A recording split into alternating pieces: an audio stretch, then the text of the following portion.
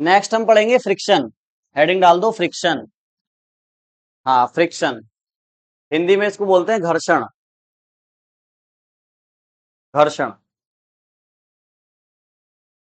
लिखो। फ्रिक्शन नया टॉपिक है हमारा ये। और हिंदी में इसको बोलते हैं घर्षण। घर्षण बल भी कह सकते हैं इसको। इंपॉर्टेंट है ये भी। ठीक है। बताओ, सब जानते हैं फ्रिक्शन को, नहीं जानते? कहाँ लगती है फ्रिक्शन? जब भी एक ऑब्जेक्ट किसी सरफेस पे मूव करेगा तो वो सरफेस उस ऑब्जेक्ट पर फ्रिक्शन फोर्स लगाएगा, उस ऑब्जेक्ट को रोकना चाहेगा। हर सरफेस के अंदर ये प्रॉपर्टी है। ठीक है। मतलब कोई भी ऑब्जेक्ट एक सरफेस के ऊपर जब चलेगा तो जिस डायरेक्शन में वो चल रहा होगा उसके अपोजिट एक फोर्स लगने लगती है, सरफेस लगाता है उस पर, उसको रोकने के लिए कि रुक जा भाई, चल मत। ठीक है। तो ये जो फोर्स लगती है, जो कि सरफेस लगाता है, इसी को क्या बोलते हैं? फ्रिक्शन बोलते हैं। जैसे कोई ऑब्जेक्ट, आपने कोई, मान लो ये स्टूल वगैरह है, इसको आप ऐसा करके फोर्स लगा के इस पे चला दो फर्श पे, तो क्या चलता रहेगा हमेशा? थोड़ी दूर जाके रुकेगा ना? तो रुक क्यों गया? न्यूटन का नियम तो ये कहता है कि चलता रहेगा अगर कोई फोर्स नहीं है तो फोर्स है। और उस फोर्स का नाम क्या है? फ्रिक्शन। जो कि किसने लगाया? फर्श ने लगाया। अच्छा, फ्रिक्शन का फोर्स ये नहीं देखता कि भारी ऑब्जेक्ट है, बड़ा ऑब्जेक्ट है, छोटा ऑब्जेक्ट है, मोटा ऑब्जेक्ट है, पतला ऑब्जेक्ट है, ये नहीं देखता। फ्रिक्शन का फोर्स सब पे सेम लगता है, डिपेंड करता है सरफेस पर जो लगा रहा है फ्रिक्शन। अगर सरफेस आपका, जो जिस पर आप मोशन करा रहे हो उसका बॉडी का, वो खुरदरा है, बहुत ज्यादा खुरदरा, तो फ्रिक्शन ज्यादा लगेगा। ठीक है। और अगर स्मूथ सरफेस है, एकदम स्मूथ, एकदम जितना ज्यादा स्मूथ सरफेस होगा उतना फ्रिक्शन कम लगेगा। तो ज्यादा फ्रिक्शन लगाने के लिए सरफेस को कैसा करना पड़ेगा हमको? रफ, खुरदरा, टेढ़ा मेढ़ा। जितना टेढ़ा मेढ़ा सरफेस उतना ज्यादा फ्रिक्शन ज्यादा। अरे बात समझ में आ रही है? आप बर्फ के ऊपर चलो तो फिसलोगे, है ना? वहीं अगर आप ऐसे कच्ची जो रोड होती है, इस पे रोड़ी पड़ी होती है, उस पे चलोगे तो फिसलोगे क्या? तो जम जाएंगे पैर एकदम से। जूतों के अंदर देखा, जूतों का जो सोल होता है उस पे ऐसे करके कट लगे होते हैं नीचे की साइड, ऐसे करके कट लगे होते हैं। ये कट इसीलिए लगाए जाते हैं ताकि जब आप स्मूथ सरफेस पे चलोगे तो यहां से फ्रिक्शन मिलेगा। दोनों में से किसी एक सरफेस का खुरदरा होना जरूरी है। अगर दोनों खुरदरे हैं तो बल्ले ही बल्ले है, फिर तो फ्रिक्शन ही फ्रिक्शन है। अगर एक स्मूथ है, एक खुरदरा है, तब भी फ्रिक्शन मिलेगा। और अगर दोनों ही आपने बिल्कुल स्मूथ पहन रखे हैं तो फ्रिक्शन नहीं मिलेगा, आप फिसलोगे चलते पे। ठीक है। तो फ्रिक्शन कौन देता है? क्या कह रही हो? फ्रिक्शन कौन देता है? सरफेस। जिस सरफेस पे ऑब्जेक्ट मूव करेगा। और किधर की तरफ मिलता है फ्रिक्शन? ये जिधर मोशन हो रहा है उसके अपोजिट डायरेक्शन में फ्रिक्शन लगता है। बात समझ में आ रही है? डेफिनेशन लिखो इसकी। लिखो, घर्षण वह बल है। घर्षण वह बल है जो दो वस्तुओं के संपर्क में आने से लगता है। घर्षण वह बल है जो दो वस्तुओं के संपर्क में आने से लगता है। जब एक वस्तु जब एक वस्तु किसी सतह पर गति करती है जब एक वस्तु किसी सतह पर गति करती है जब एक वस्तु किसी सतह पर गति करती है तो उसकी गति के तो उसकी गति के विरोध में घर्षण बल लगता है।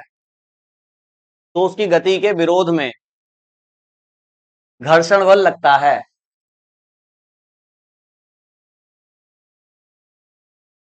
गति के विरोध में घर्षण बल लगता है। देखो, घर्षण बल का मान घर्षण बल का मान सतह पर निर्भर करता है। सतह पर निर्भर करता है। सतह खुरदरी है या चिकनी है? सतह खुरदरी है या चिकनी है? ठीक है, ये वाला डायग्राम देखो जरा एक मिनट इधर बोर्ड पे। ये कोई एम मास है, इसको मैंने चलाया तो इधर चल रहा है, मोशन किधर है इसका? इधर। तो देखो फ्रिक्शन किधर लगा?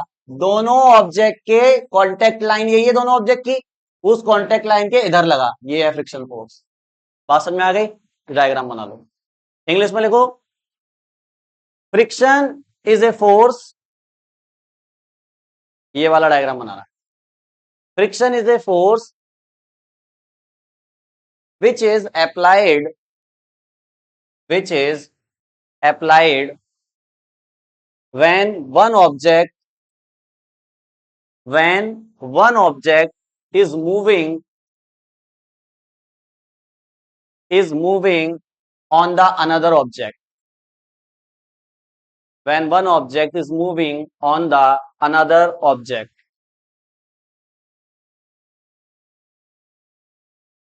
Friction force always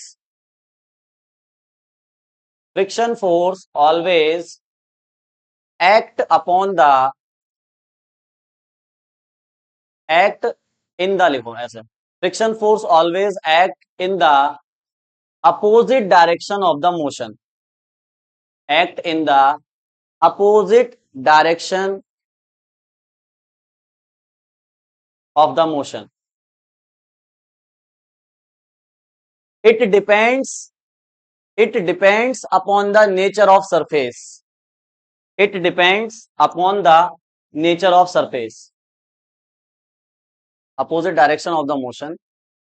It depends upon the nature of surface. ठीक है भाई, it depends upon the nature of surface. अब बात करते हैं ये फ्रिक्शन फोर्स आया कहां से, कौन सी फोर्स है जो फ्रिक्शन फोर्स में बदल रही है? ठीक है, हम जिन जिन फोर्स को जानते हैं वही तो कहीं फ्रिक्शन में नहीं बदल रही है, उसको समझते हैं। अब समझो इधर, अगर मैं बात करूं टाइप्स ऑफ फ्रिक्शन के, तो 3 टाइप के फ्रिक्शन होंगे जो आपको पढ़ने हैं अभी फिलहाल में, आगे एक दो और आएगा वो बाद में पढ़ाऊंगा। तो घर्षण के प्रकार कितने हैं, इनको भी समझते जाना साथ साथ। इसका ओरिजिन तो समझना ही है कि फ्रिक्शन आया कहां से, साथ साथ इनको भी मैं समझाता जाऊंगा। तो घर्षण के कितने प्रकार हैं? 3। पहला आएगा हमारे पास स्थैतिक घर्षण। स्थैतिक घर्षण, इसको इंग्लिश में कहते हैं हम स्टैटिक फ्रिक्शन। बोले नहीं, केवल बोर्ड पे देखें बस, जब मैं बोल रहा होता हूं तो खुद मत बोला करो। दूसरा आएगा हमारे पास सीमांत घर्षण। कौन सा घर्षण?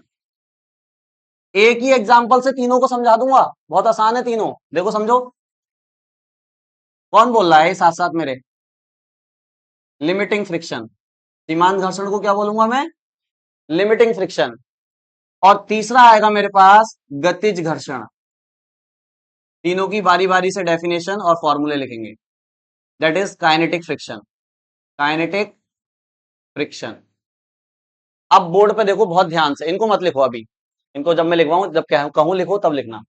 तो फ्रिक्शन समझ में आया, फोर्स है, मोशन के अपोजिट लगती है, लेकिन आई कहां से वो मैं भी बताऊंगा। और ये कितने टाइप की होती है? स्टैटिक फ्रिक्शन, लिमिटिंग फ्रिक्शन और काइनेटिक फ्रिक्शन। ये तीनों ही मैं एक एग्जांपल से समझा दूंगा।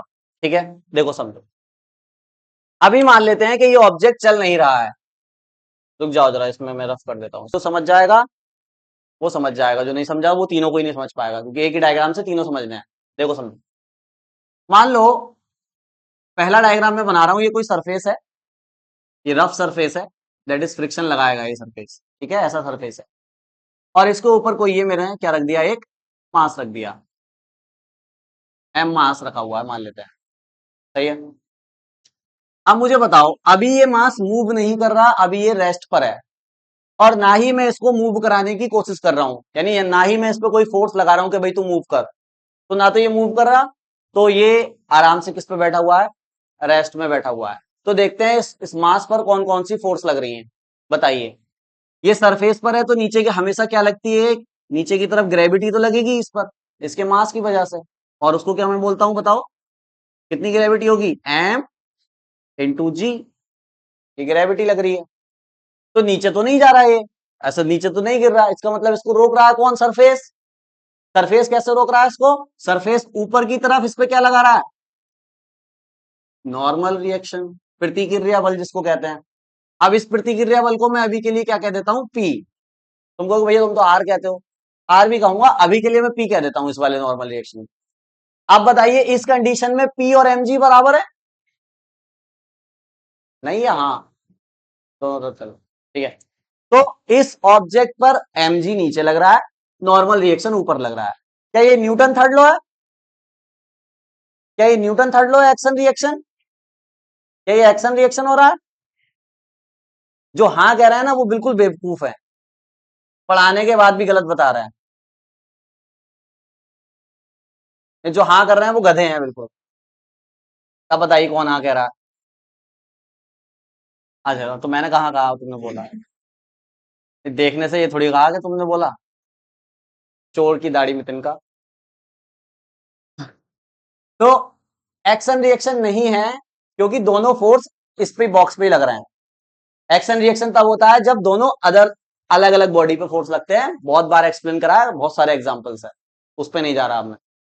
अरे समझ गए? तो ये एक्शन रिएक्शन नहीं है। अब मैं क्या करने वाला हूं, मैं इस मास को थोड़ा सा चलाने वाला हूं। बताओ अभी फ्रिक्शन लग रहा है क्या इस पे? जब मास ऐसे बैठा पड़ा है आराम से, उसको कोई चला ही नहीं रहा, ना वो चलना चाह रहा है, तो P बराबर है mg के, आराम से बैठा हुआ है, तो फ्रिक्शन लग रहा है क्या? फिर क्यों लगेगा फ्रिक्शन? फ्रिक्शन तो तब लगता है ना जब वो चले, उसको चलाना है तभी तो फ्रिक्शन लगेगा। यानी अब लगेगा फ्रिक्शन। देखो अब मैं क्या कर रहा हूं, दूसरे डायग्राम में इसी मास को जो रेस्ट पे रखा था, और नीचे क्या लग रहा था इस पे? Force mg। क्या लग रहा था? mg। ऊपर लग रहा था नॉर्मल रिएक्शन, अभी बनाऊंगा। ये m मास है।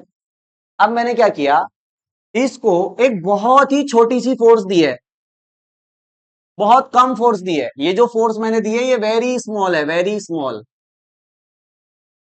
मतलब इतना स्मॉल फोर्स है कि ये चल नहीं पाएगा।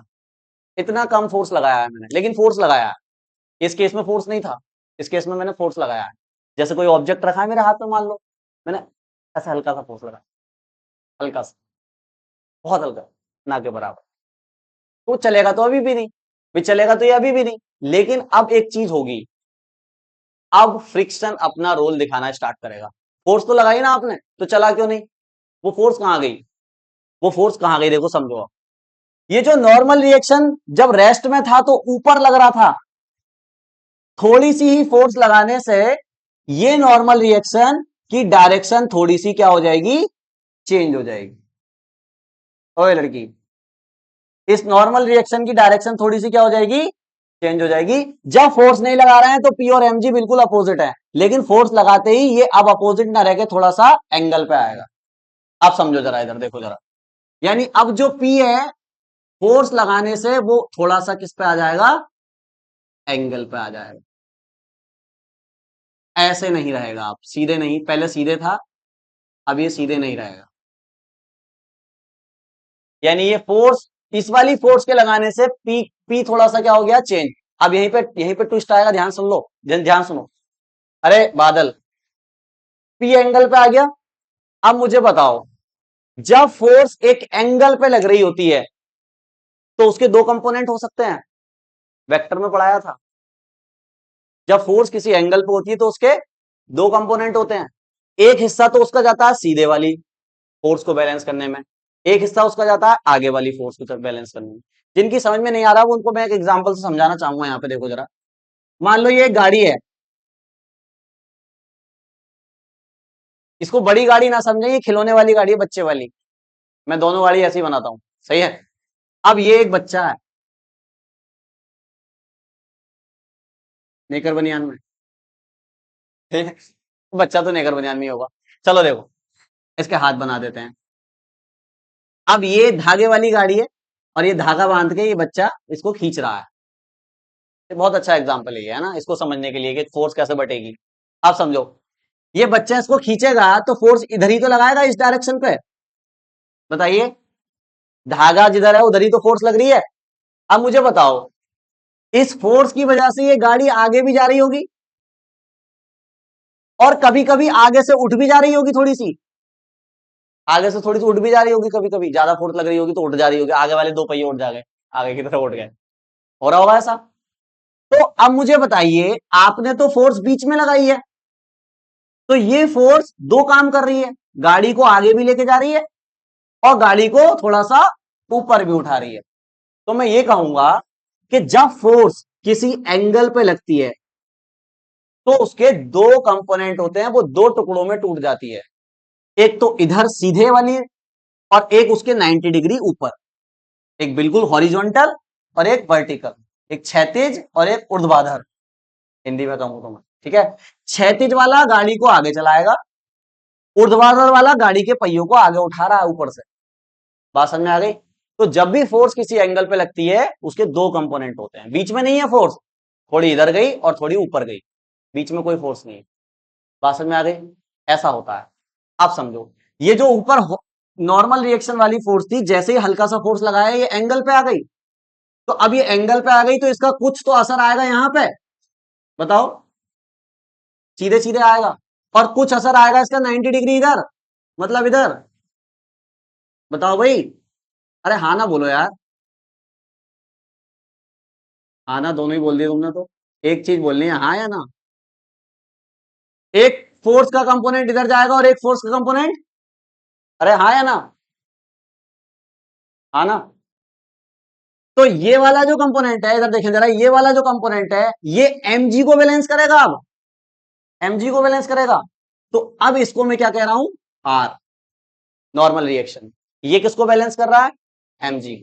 और ये जो कंपोनेंट इसका आया इधर वाला, इस कंपोनेंट ने आपकी फोर्स को रोका, इस फोर्स की वजह से आपकी फोर्स काम नहीं करी, मतलब आपकी फोर्स को इस वाली फोर्स ने कट कर दिया, मास नहीं चल पाया। इसका मतलब आपकी जो फोर्स थी वो इस वाली फोर्स है, जो कि नॉर्मल रिएक्शन का जो कंपोनेंट है उसकी फोर्स से कम थी आपकी फोर्स, इसलिए वो नहीं चला। ये जो फोर्स आई है इधर वाली, नॉर्मल रिएक्शन का जो कंपोनेंट आया है, इस फोर्स को ही मैं क्या बोलता हूं, इस फोर्स को ही क्या बोलता हूं, फ्रिक्शन फोर्स। ये फ्रिक्शन फोर्स है। बात समझ में आ रही है? अब इस फ्रिक्शन फोर्स की वैल्यू कम ज्यादा अपने आप एडजस्ट होती है।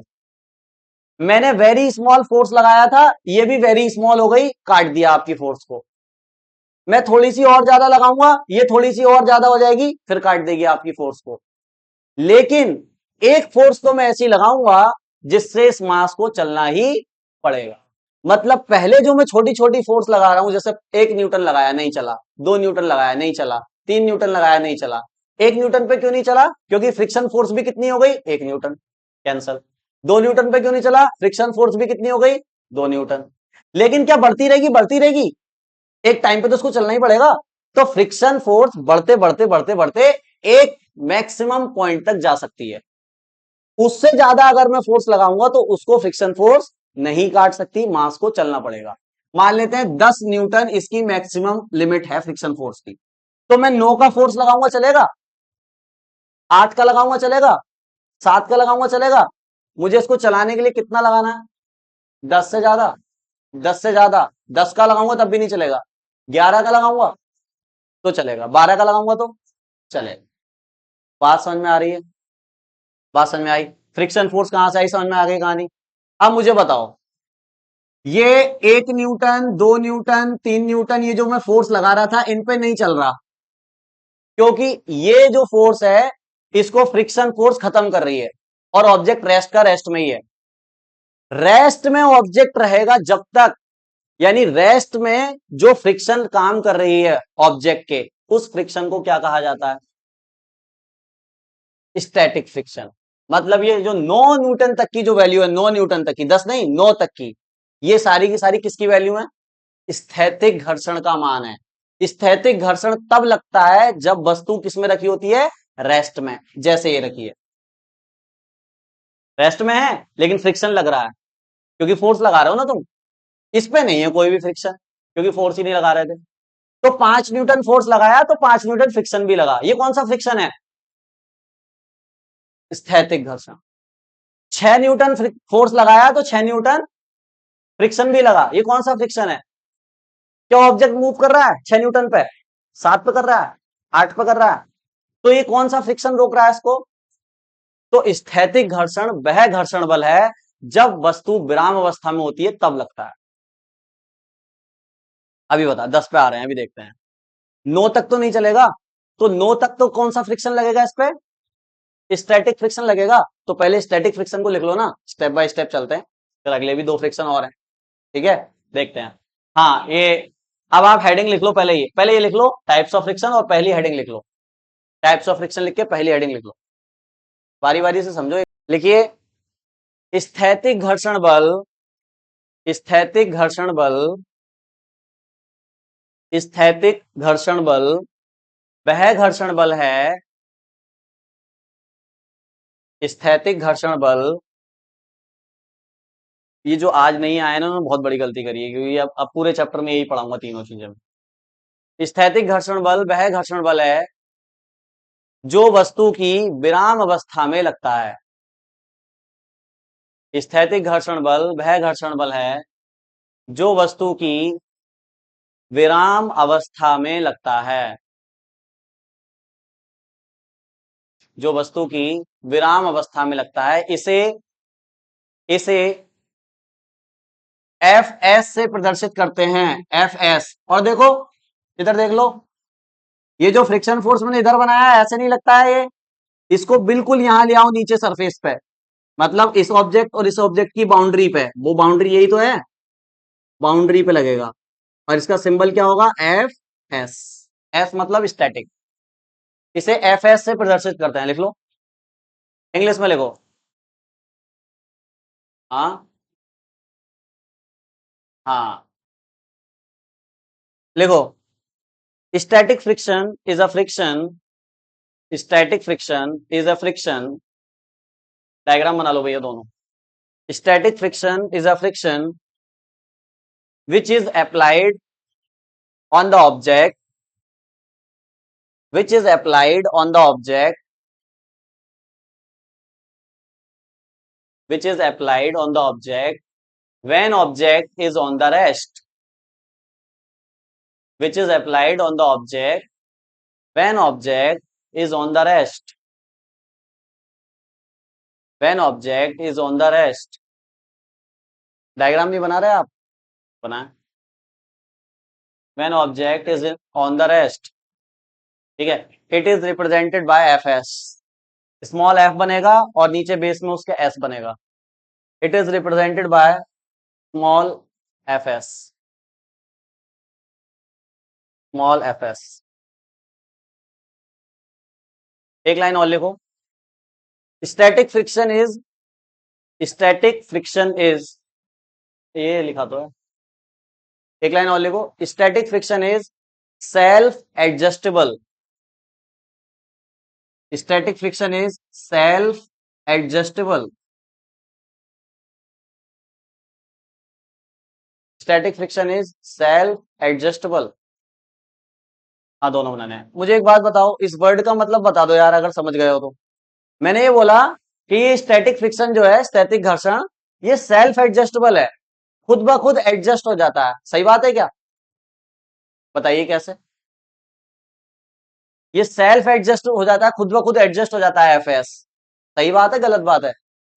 और सही बात है तो कैसे है बताओ? हाँ हाँ हाँ, जैसे अगर मैं 2 न्यूटन लगाऊं तो स्टैटिक फ्रिक्शन कितना बन जाता है? 2, मेरे फोर्स को कैंसिल करने के लिए। अगर मैं 3 न्यूटन लगाऊं तो स्टैटिक फ्रिक्शन कितना बन जाता है? 3।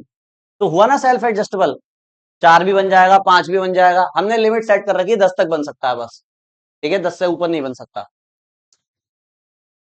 लिखवा तो दिया। अच्छा लिख लो, उसके नीचे एक लाइन लिखो, यह है। अब मुझे एडजस्टेबल की हिंदी नहीं आती, इसलिए नहीं लिखवा रहा था तुम्हें। हाँ तो स्वतः, इसका तो पता है, स्वतः एडजस्ट की हिंदी क्या होती है भाई? एडजस्टेबल, स्वतः।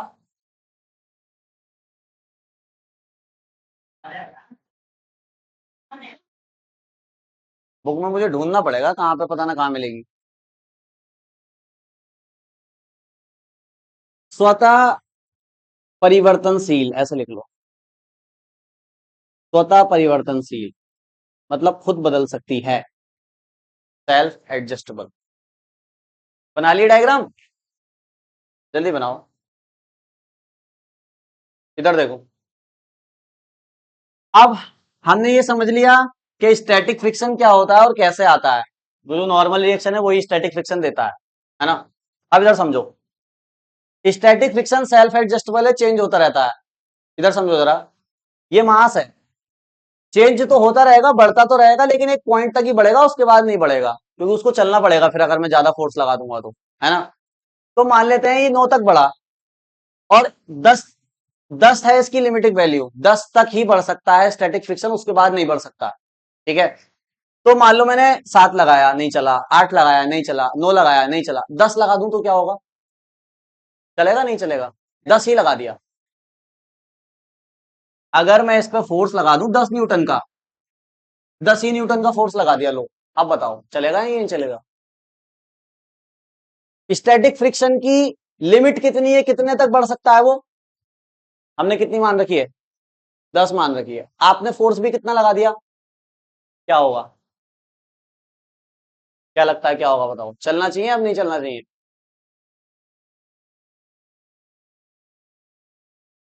नहीं चलेगा अभी भी? हाँ भाई, बताओ। पता नहीं। अगर आपने 10 न्यूटन है उसकी मैक्सिमम वैल्यू और 10 ही लगा दिया तो चलने ही वाला होगा, लेकिन चलेगा नहीं। चलने ही वाला है लेकिन चलेगा नहीं। कोशिश नहीं, वो चलने ही वाला, जस्ट तुम बस एक पॉइंट फोर्स बढ़ाओ वो तुरंत चल पड़ेगा, क्योंकि आपने पूरा का पूरा फ्रिक्शन कट कर रखा है। आप फ्रिक्शन नहीं लग सकता 10 न्यूटन से ज्यादा, आपको बस थोड़ा सा और देना है उसको, वो चल पड़ेगा। तो मैं क्या कहूंगा, ये जो 10 न्यूटन है, 10 न्यूटन है, ये स्टैटिक फ्रिक्शन की मैक्सिमम वैल्यू है। और स्टैटिक फ्रिक्शन की मैक्सिमम वैल्यू को ही क्या कहते हैं? लिमिटिंग, लिमिटिंग फ्रिक्शन, सीमांत घर्षण। सीमा है भाई, स्थैतिक घर्षण की सीमा को क्या कहूंगा? अरे सुन लो, स्थैतिक घर्षण की सीमा मैक्सिमम वैल्यू को क्या कहूंगा? सीमांत घर्षण, लिमिटिंग फ्रिक्शन। मुझसे पूछो, उनसे मत पूछो, वो नहीं बता पाएंगे, मुझसे पूछो। नहीं पूछना पड़ेगा अब तो। हाँ। हाँ। अरे तो अब तुम तीसरे पे जा रहे हो, वो तीसरा तो बाद में आएगा। हाँ, एक एक करके सीखो। ज्यादा सीख गए अब तो, ये आगे का तक का सीख गए। अब यहां तक रहो। तो स्टैटिक फ्रिक्शन की मैक्सिमम वैल्यू को क्या कहेंगे? अरे क्या कहेंगे? लिमिटिंग फ्रिक्शन, सीमांत घर्षण। अगर किसी ऑब्जेक्ट को चलाना है तो लिमिटिंग फ्रिक्शन से ज्यादा फोर्स देनी पड़ेगी। बात समझ में आ गई? लिमिटिंग फ्रिक्शन कुछ नहीं है, स्टैटिक फ्रिक्शन की ही मैक्सिमम वैल्यू है। ठीक है। लिखिए डेफिनेशन इसकी। लिखो स्थैतिक घर्षण, स्थैतिक घर्षण के, मैं डेफिनेशन लिखवा रहा हूं ना अब। सीमांत घर्षण की डेफिनेशन लिखिए। स्थैतिक घर्षण, स्थैतिक घर्षण के अधिकतम मान को ही, अधिकतम मतलब मैक्सिमम, स्थैतिक घर्षण के अधिकतम मान को ही, अधिकतम मान को ही सीमांत घर्षण कहते हैं। अधिकतम मान को ही सीमांत घर्षण कहते हैं। इसे, इसे एफ एल से प्रदर्शित करते हैं, लिमिटिंग। इसे एफ एल से प्रदर्शित करते हैं, ये लिखा है एफ एल। इंग्लिश में लिखिए। The maximum value of static friction, the maximum value of static friction, value of, the maximum value of static friction is called, is called, is called limiting friction, is called limiting friction.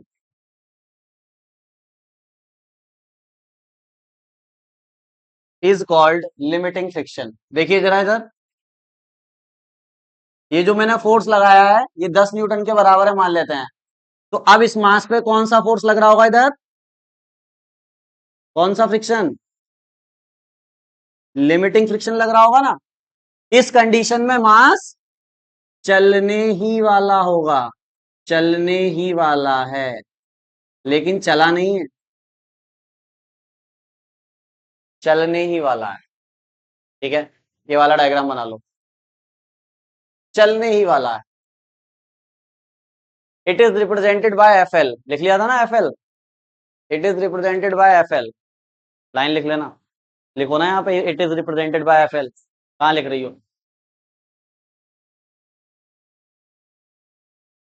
जो भी भाषा लिखी है मैंने उसी में लिख लो, चलने ही वाला है, डायग्राम बना के। बिना डायग्राम के कैसे दिखाओगे चलने ही वाला है, चलने ही वाला है। ठीक है, चला दो फिर चलने वाला है तो। अरे इधर देख लो जरा जल्दी, टाइम हो गया, अगर पता है तो बताइए। काइनेटिक फ्रिक्शन किसको कहेंगे, जब ऑब्जेक्ट 10 से ज्यादा लगेगा तो चलने लगेगा। अब मुझे एक बात बताओ, इधर देखो जरा, इधर देखो, हेडिंग मत लिखना अभी, काइनेटिक हेडिंग नहीं लिखना, समझ आ रहा हूँ, अभी लिखवाऊंगा नहीं उसको, लिखिए तो काट दो।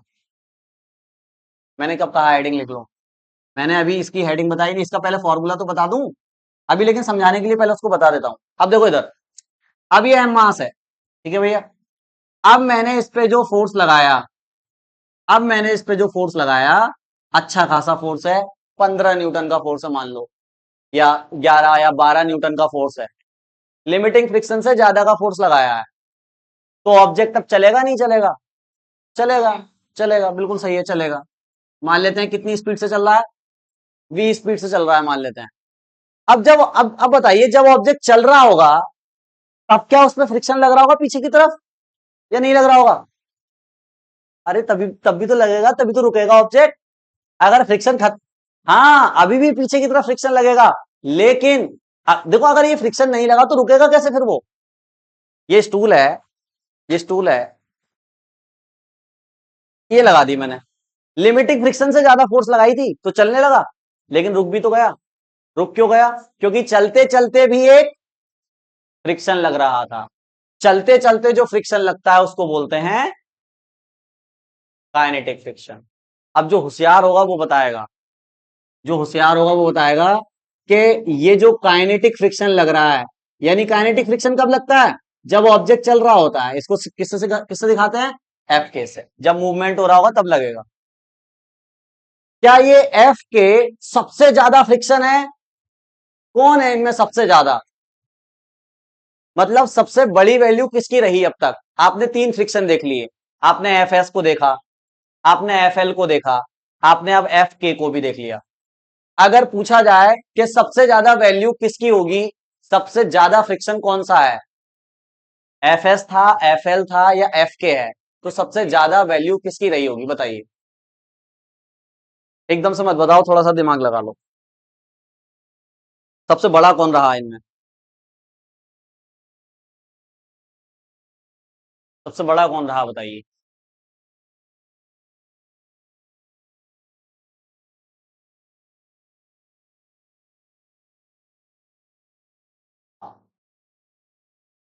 थिंक कर लिया, सोच लिया, सबने सोच लिया, कौन बड़ा होगा, सब क्वेश्चन समझ गया ना मेरा, एफ एस, एफ एल और एफ के में बड़ा कौन है, कौन बड़ा होगा, बस इतना बताना है। वोटिंग कर लेते हैं, वोटिंग कर लेते हैं, एफ एस सबसे बड़ा होगा इनका कहना ये है, आप बताइए। एफ एल सबसे बड़ा होगा, आप बताइए। F L, F L, F L, F L, F L, F L, आपका तो नंबर ही नहीं आया अभी, नंबर तो आने दो। हाँ, सोनम, क्या, एफ के सबसे बड़ा होगा, एफ के, एफ एल, आप बताइए। एफ के, पता नहीं, पता नहीं, ऑप्शन नहीं है, या तो एफ के या एफ एल या एफ एस, कौन बड़ा है,